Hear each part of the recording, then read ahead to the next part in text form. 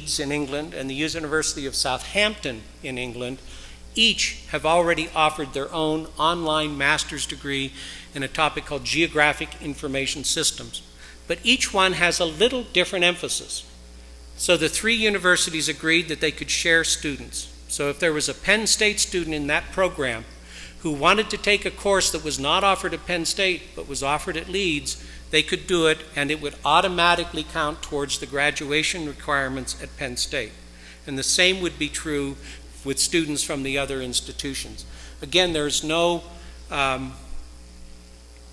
requirements other than a commitment to quality control in the process of doing that. But a larger example of sharing students is something that's called in English the Great Plains IDEA, the Great Plains Interactive Distance Education Alliance. This again is a group of large public universities in the Midwestern part of the United States, in Kansas and the North and South Dakota, Iowa, Nebraska, Michigan, Illinois, and so forth. These are the large farmlands of America. They began to look at the needs of their states and realized that they shared needs, that there were needs for education at the graduate level, but no one of their institutions was in a position to meet those needs without adding new cost. So they agreed to collaborate in the development of new professional master's degrees that could only be taken by students taking courses from multiple institutions. So a student might matriculate at the University of Illinois into a master's degree in public policy, but they would take courses as part of that degree from 4 or 5 other institutions. You had a curriculum that had been created specifically with the idea that it could only be offered in this collaborative way. That is an innovation that's now been underway for several years. They offer graduate degree programs in community development, in dietetics, in family sciences, in family financial planning, food safety, gerontology, and youth development, among other topics. And this is across 10 states in the United States. I think that is a very important kind of innovation in the United States, and I think it's a model that could be applied elsewhere without a great deal of difficulty. We've had a lot of discussion about open educational resources at this conference. In the United States, we've heard a great deal about MIT's use. We've heard about Rice University, Yale University. There are about 7 universities in the United States that have major open educational resources projects. But I would hasten to add that there are 3,000 universities and colleges in the United States. The United States is not leading this effort. When I look around the world, I see the effort being led elsewhere, and certainly here in Ecuador today, we can point to a new leadership in this field. So when I look around, I say, how can we describe what the purpose of this is? And since our colleague from Africa couldn't make it, I'd like to share with you some elements of the declaration from Cape Town about open educational resources. And this, I'm not going to read this complete thing to you. You can read it yourself, but it lays out what I think are some of the key principles that should go into the sharing of open educational resources at the international development level.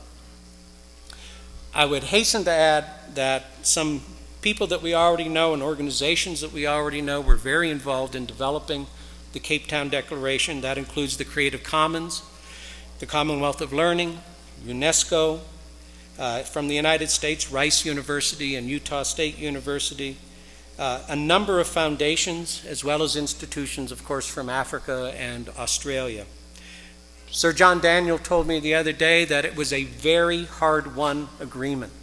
And so I think what we can do is take the hard work that they've done in creating the declaration in Cape Town and try to apply it to other environments. The open educational resources movement in the United States has been largely a movement not of distance educators, but of faculty members on our campuses. Just this last year, the Sloan Conference in Orlando, our annual conference, had a featured session on online educational resources and featured Wayne McIntosh from Commonwealth of Learning. And we made a decision to try to bring these two movements together, to try to see how the open educational resources movement and distance education can work more closely together in the United States. It is, I think, a building block for a new kind of educational and academic community in the United States. I'd also like to talk about some examples of interinstitutional partnerships that are designed to help several institutions serve a common constituency.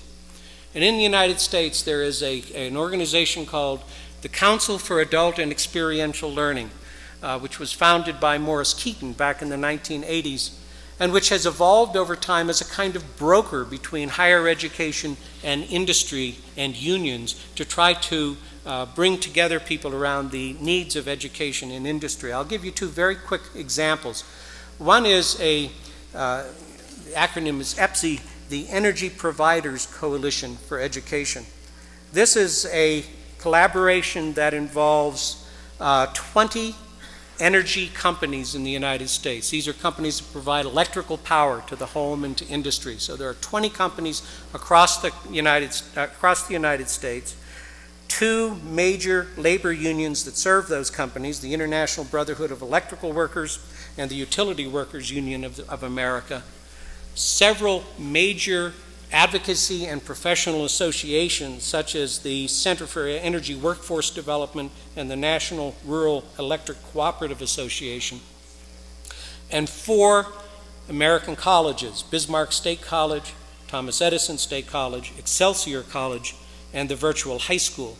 And what they have done is work together collaboratively to ensure that the workforce in areas where these electric power plants are located, which are usually rural areas, that the workforce has access to the education they need to grow. They offer an associate degree in electric power technology, a Bachelor of Science degree in nuclear engineering technology, certificate programs, and in some communities they also offer a high school curriculum in electric power to prepare entry-level workers for the field.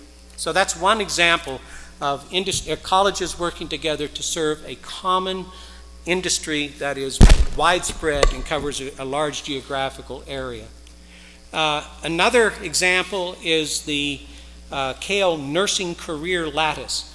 Higher education is really struggling today in the United States to address the issues of healthcare professions in the United States. It is an area of great growth, and we're having trouble staffing the healthcare industry today. Cale created this environment where they identify specific cities and states, and it's a mix of locally provided training to produce licensed practical nurses, and then online training to allow those licensed practical nurses to become registered nurses and to get an associate degree in nursing. The associate degree is provided by one institution across the country, and that's Rio Salado Community College in the United States. It provides then access to an associate degree, and since all the nurses coming into that program have been licensed locally, the clinical needs have been addressed before the students come into the program. Cale is also working then to provide baccalaureate programs, either online or on-site, and programs for nurse educators that would be provided on-site. So those are some examples of collaboration. In looking at them, there are several principles I think we can use to apply these models to other situations. And two very broad ones are that, number one, we should focus all the time on what the social need is. If we don't know what social problem we are addressing, we are unlikely to be successful. But lots of times people get into these things for the wrong reasons. In the United States, we had a number of universities got into online learning very early on. And they got into it not because it was the mission of the institution, but they got into it because they thought they could make a lot of money. And most of those universities are no longer involved in online learning in the United States. So concentrating on social need and making sure that the program is based in the mission of the institution is very important. And then after that, it's very important that the agreement have a clear statement among all the parties as to what they expect to get out of the collaboration, so that when problems arise, we know what's at stake for all of the partners, and that we are treating each other as colleagues rather than as competitors or as a vendor and a supplier. Those are, I'm not going to go into all of these because of time, but those are the kinds of principles that we need to address when we begin to explore these kinds of partnerships. In some cases, you also need to know when to stand your ground and when to compromise. When I was at the University of Maryland University College, when we were preparing an online program in nuclear science for the energy industry. And the energy industry could not figure out why they should have to pay to have their employees in this nuclear science program take a course in differential equations, which is a mathematics course. The university knew full well why it wanted to offer that course, and they had to negotiate it. But they were able to negotiate that only because they had established relationships as colleagues. If it had been the typical vendor relationship between industry and a college, they wouldn't have been able to negotiate that successfully, and the program probably would not have succeeded. In closing, let me just quote Michael Porter, that innovation is the central issue in economic prosperity. I believe we have entered a phase in our society today and in higher education today when innovation is absolutely essential. We will innovate or we will fail in our service to society. What I've tried to present this morning are simply a few examples of attempts made by colleagues in the United States to find their way into this new innovation environment. I hope they have sparked a few ideas for you, but again, they are only a few examples. Innovation is always done in white space. It's done in the areas where we don't know what will happen. But collaboration allows us to share the risk of doing that, lower the threshold of entry, and allow us to experiment a little bit more openly and creatively. So I look forward to the question and answer session. Thank you very much.